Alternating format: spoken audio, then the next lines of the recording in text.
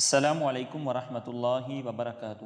حضرت ابو ہریرہ رضی اللہ تعالیٰ عنہ سے روایت ہے، فرماتے ہیں کہ حضور نبی اکرم صلی اللہ علیہ وسلم نے فرمایا، جب تم میں سے کوئی دعا کرے تو یوں نہ کہے، اے اللہ تعالیٰ اگر تو چاہے تو مجھے بخش دے، اگر تو چاہے تو مجھ پر رحم فرما، اگر تو چاہے تو مجھے رزق عطا فرما، بلکہ اسے چاہیے کہ وہ پورے عزم کے ساتھ دعا کرے، کیونکہ وہ جیسے چاہے کرتا ہے، اسے کوئی مجبور کرنے والا نہیں ہے۔